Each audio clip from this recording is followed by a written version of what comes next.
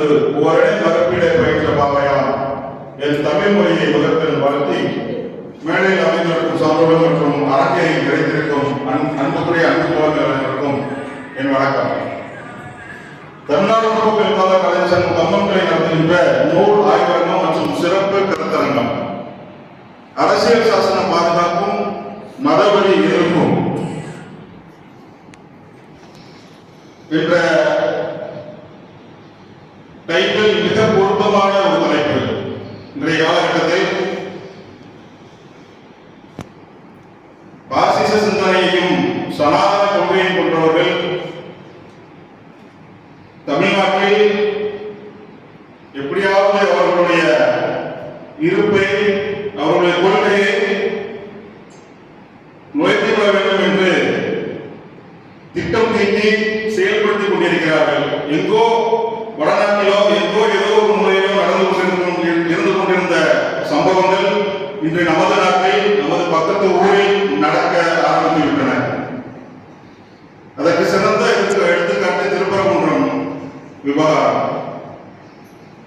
திருப்பரங்குன்றம் விவகாரத்தில் ஒருத்தர் அடுத்த அயோத்தியா ஆக்குவோம் திருப்பரங்குன்றத்தை அப்படின்னு மீடியா முன்னாடி அவ்வளவு கம்பீரமா சொல்றாரு. அவர் மீது எந்த நடவடிக்கையும் இல்லை. அதே தீர்ப்பு வழங்கிய நீதிபதி சில நாட்களுக்கு முன்னாடி எனது தீர்ப்புகள் அனைத்தும் இனி சனாதன அடிப்படையில் இருக்கும் அப்படிங்கிறார். இதே ஒரு முஸ்லீம் நீதிபதியாக இருந்து அவர் கொள்கைக்கு ஏற்பட்டு நான் தீர்ப்பு வழங்க வேண்டும் அந்த நாட்டுள்ள மக்கள் ஒத்துக்குவாங்களா? இது எங்கிருந்து வந்தது துணிச்சல் அவருக்கு? இதற்கு அடித்தளம் என்ன அப்படின்னு பார்த்தா பாபர் மசூதி இஷ்யூல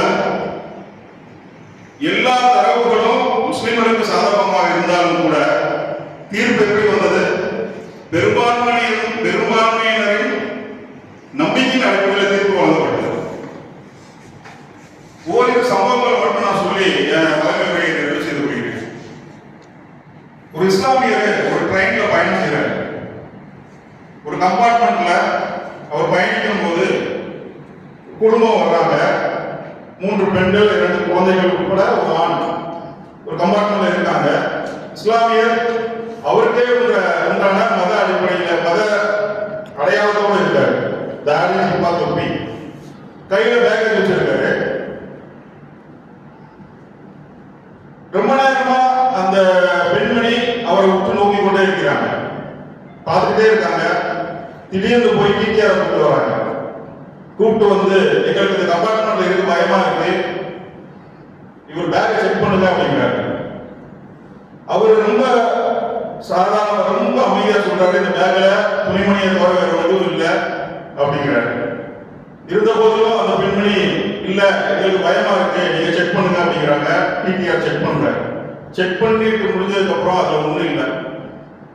திரும்ப ஒன்றும் இல்லமா அப்படின்னு சொல்லி கொடுத்துட்டு வர்றாங்க. அந்த இடத்துல அந்த இஸ்லாமியரால யார் முகத்தை பார்க்க முடியல. குடிக்கு போயிருக்காரு. இன்னொரு சம்பவம், என் கடைக்கு சரக்கு தர ஒரு வயசானவர் சீசன் டைம்ல மும்பையில இருந்து சரக்கு வாங்கிட்டு வந்து கடைகளுக்கு கொடுக்கறது அவர் வாடிக்கை. தீபாவளி நேரத்துல அவர் வரும்போது ரயில்வே ஸ்டேஷன்ல அவரை நிறுத்தி வச்சிடறாங்க. அவரும் இதே மாதிரி இஸ்லாமிய மத அடையாளங்களோடு இருக்கிறாரு. கையில தொப்பி தாடி வச்சிருக்காரு. ஒரு 2 மணி நேரமா சென்னை ரயில்வே ஸ்டேஷன்ல நிப்பாட்டி வச்சிருக்காங்க போலீஸ்.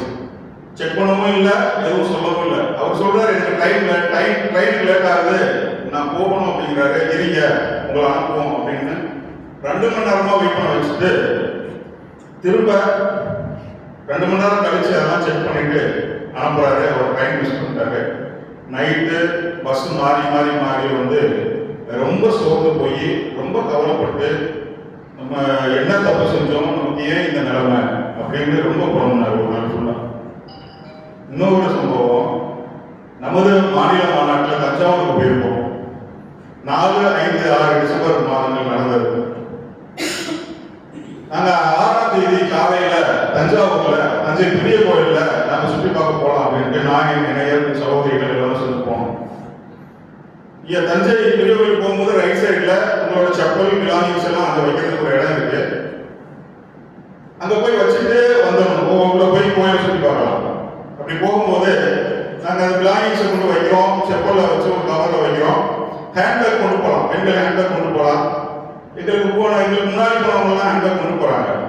அப்போ என் மனைவி ஹேண்ட்பேக்கை கொடுக்கும்போது அங்கே வாங்குறவங்க வந்து இல்லை ஹேண்ட்பேக் கொண்டு போகலாம் அப்படிங்கிறாங்க. பக்கத்தில் உட்காந்துருந்தான். உட்காந்து என்ன சொல்கிறான், டிசம்பர் 6 அன்னைக்கு ஹேண்ட்பேக் நல்லா செக் பண்ணி அனுப்புகிறேன். நாட்டில் பாதுகாப்புங்கிறது ரொம்ப முக்கியம். ஆனா அது எல்லா தரப்பினரையும் நீங்க செக் பண்ணி அனுப்புனா எந்த தவறும் இல்லை. குறிப்பிட்ட ஒரு சமூகத்தை மட்டும் எல்லா இடத்துலையும் இந்த மாதிரி நீங்க பண்ணீங்கன்னா இந்த அச்சுறுத்தல், இஸ்லாமியர்களுக்கு இந்த நாட்டில் இருக்கிற அச்சுறுத்தல், நாங்கள் என்ன செய்யணும் அப்படின்னு ஒவ்வொரு இஸ்லாமியரும் கண்கலங்கி உருக்குலைந்து போயிருக்கின்ற அவல நிலைதான் இந்த நாட்டில் போயிருக்கு. இந்த அவலத்தை, இந்த துயரத்தை போக்குற விதமாக தான் இப்ப சமீபத்தில் ஒரு சிறைங்கிற திரைப்படம் வந்துச்சு. அதுல ஒரு இஸ்லாமியரை நீங்க பெரும்பாலும் எல்லாரும் பார்த்துப்பீங்க. இயக்குனர் தமிழ் அவர் சொல்றாரு, அந்த இஸ்லாமியரோட அந்த அந்த கேரக்டரை முதல்ல நான் வந்து முஸ்லீமா எழுதல, பின்னாடிதான் அதை முஸ்லீமா கேரக்டரா எழுதுனேன். 70 ஆண்டுகளாக முஸ்லீம்களை நம்ம முக்கிட்டே இருக்கவேன், அவங்களுக்கு வந்து அதை பதிவு பண்ணணும்னு நினைச்சேன், அதனால அவங்க முஸ்லீம் கேரக்டர் நான் எழுதுனேன் அப்படின்னாரு. அவருக்கு மிகப்பெரிய வாழ்த்துக்களையும் எங்களது நன்றியையும் தெரிவித்துக் கொள்கிறேன்.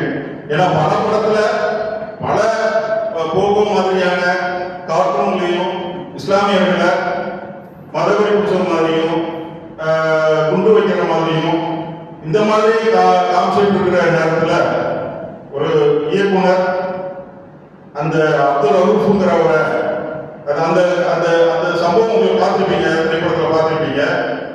ஒரு கைதியை வந்து நீதிபதி அந்த கோர்ட்டுக்கு அழைச்சிட்டு போகும்போது லோடர் கன்னோட சேர்த்து போட்டு கூட்டு போவாங்க. அப்போ இன்ஸ்பெக்டர் கேட்பாரு, நமக்கு வழக்கமா கைதி அழைச்சிட்டு போகும்போது லோடர் கன்னோட போக மாட்டோமே, ஏன் லோடர் ஆயிருக்கு அப்படின்னு கேட்பாரு. இன்னொரு கான்ஸ்டபிள் சொல்லுவான், அவன் முஸ்லீம், கைதி முஸ்லீம் அப்படின்னா. இப்போ இன்ஸ்பெக்டர் கேட்பாரு, முஸ்லீம்னா நானும் முஸ்லீம் தான், என்ன சொல்லுவியா அப்படின்னு கேட்பாரு. இவ்வளவு கம்பீரமான ஒரு காட்சியை எதுக்கும் பயப்படாம காட்சிப்படுத்தியதற்கும் இயக்குநருக்கும் எங்களது மனமார்ந்த நன்றிகள். இதுபோல தவறு செய்பவர்களும் குற்றம் செய்பவர்களும் எல்லா மதத்திலும் எல்லா இடத்திலும் இருக்கிறார்கள். மதவெறியையும் மதவாதிகளையும் என்றைக்கும் நாம் சப்போர்ட் செய்வது இல்லை. ஆனால் ஏதோ ஒரு அருண் குற்றமோ தவறோ செய்தால் அவன் குற்றவாளி, அதே அமீர் செய்தால் அவன் தீவிரவாதி. ஏதோ ஒரு பிச்சை குற்றமோ தவறோ செய்தால் அவன் குற்றவாளி, அதே பீட்டர் செய்தால் அவன் மதவாதி. இத்தகைய போக்கை மாற்ற வேண்டும். பாசிச கொள்கை கொண்டவர்களும் சனாதன கொள்கையை கொண்டவர்களை நாம் வேரோடு கைகோர்த்து நாம் அவர்களை வீழ்த்த வேண்டும். அதை பற்றி பேசுவதற்காக மதவெறி எதிர்ப்பு என்ற தலைப்பில் அருமையான பேச்சாளர் பட்டிமன்ற நடுவர் நமது அன்பு தோழர் கம்மப்பா பாண்டித்துறை அவர்கள் வந்திருக்கிறார்கள். அதை பற்றி விரிவாக பேசுவார்கள். இறுதியாக, இந்தியா எங்கள் தாய்நாடு, இஸ்லாம் எங்கள் வழிபாடு, தமிழே எங்கள் மொழியாகும், தன் மானம் எங்கள் உயிராகும். வாழ்க சமத்துவம், வளர்க சகோதரத்துவம், வெறுப்பின் குற்றம் வெளிக, அன்பே அறமென எழுக. வாய்ப்புக்கு நன்றி.